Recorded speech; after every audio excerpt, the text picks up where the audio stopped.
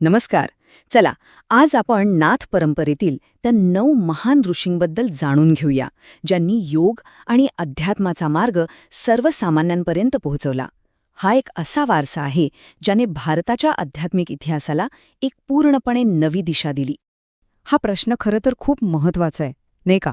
कारण याचं उत्तर आपल्याला त्या काळात घेऊन जातं जेव्हा ज्ञान आणि मुक्ती फक्त काही निवडक लोकांपुरती मर्यादित नव्हती, तर समाजातील प्रत्येक व्यक्तीसाठी उपलब्ध झाली. त्यांनी अध्यात्माची दारं खऱ्या अर्थाने सर्वांसाठी उघडली होती.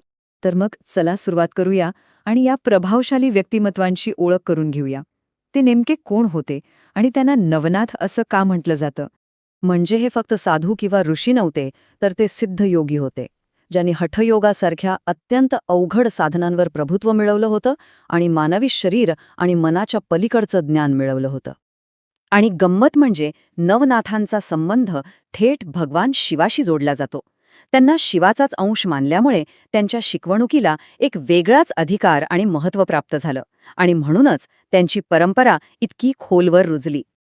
9. हो, हा आकडाच त्यांच्या ओळखीचा केंद्रबिंदू आहे.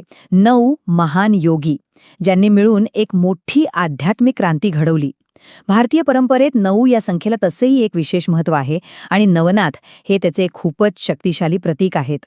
ही आहेत त्या 9 महान सिद्धांची नावं: मच्छिंद्रनाथ, गोरक्षनाथ, जालिंधरनाथ, कानिफनाथ, गहिनीनाथ, भरथरीनाथ, रेवणनाथ, चरपटीनाथ आणि वटसिद्ध नागनाथ.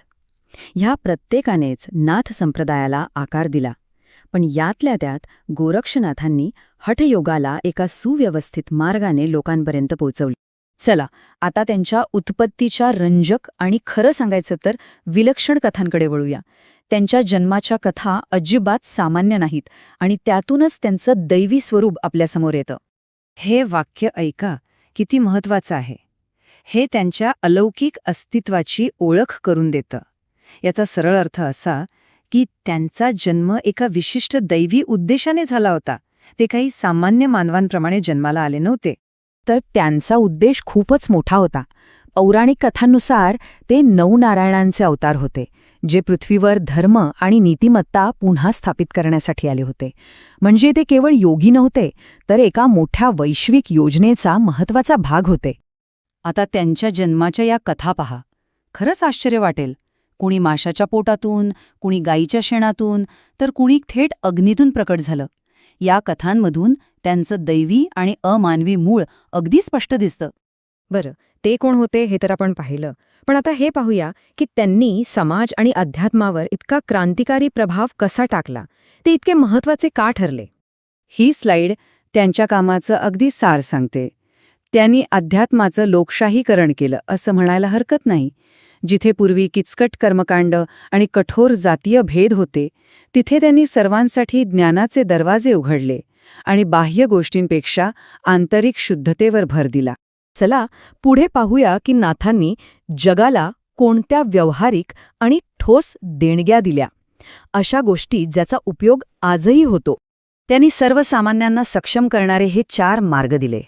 पहिला, शाबरी मंत्र, म्हणजे असे सोपे आणि प्रभावी मंत्र जे कोणीही सहज वापरू शकेल. दुसरा, दैवी शक्तींवर विश्वास ठेवून संकटात संरक्षण मिळवणं. तिसरा, आयुर्वेदाचा वापर करून नैसर्गिक उपचार पद्धती. आणि चौथं, योग ध्यानाच्या माध्यमातून आत्म्याची उन्नती साधून खरी आध्यात्मिक जागृती अनुभवणं. अलख निरंजन हा त्यांचा सर्वात प्रसिद्ध मंत्र. ही केवळ एक घोषणा नाहीये, तर एका गहन आध्यात्मिक सत्याचं आणि अनुभवाचं आवाहन आहे. या मंत्राचा अर्थ खूप खोल आहे. अलख म्हणजे जे दिसत नाही आणि निरंजन म्हणजे जे निर्गुण, निराकार आहे. हा मंत्र त्या परम शक्तीशी जोडण्याचं एक सोपं साधन आहे, जी आपल्या आत आणि बाहेर सगळीकडे आहे. आता आपण समारोपाकडे वळूया आणि पाहूया की त्यांची शिकवण आणि त्यांचा प्रभाव आजही कसा टेकून आहे. तर सगळ्यात महत्त्वाचा मुद्दा हा आहे की त्यांनी मुक्तीचा मार्ग सोपा केला. त्यांनी शिकवलं की कठोर नियमांपेक्षा भक्ती आणि साधनेवर भर देणं जास्त महत्त्वाचं आहे.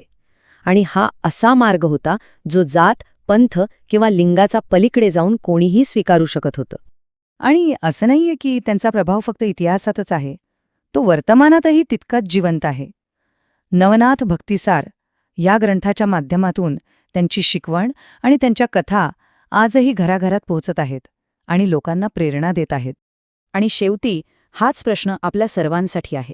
आजच्या या धावपळीच्या आणि गुंतागुंतीच्या जीवनात नवनाथांनी दाखवलेला साधेपणाचा आणि आंतरिक शक्तीचा मार्ग आपल्याला काय शिकवू शकतो यावर नक्कीच विचार करायला हवा.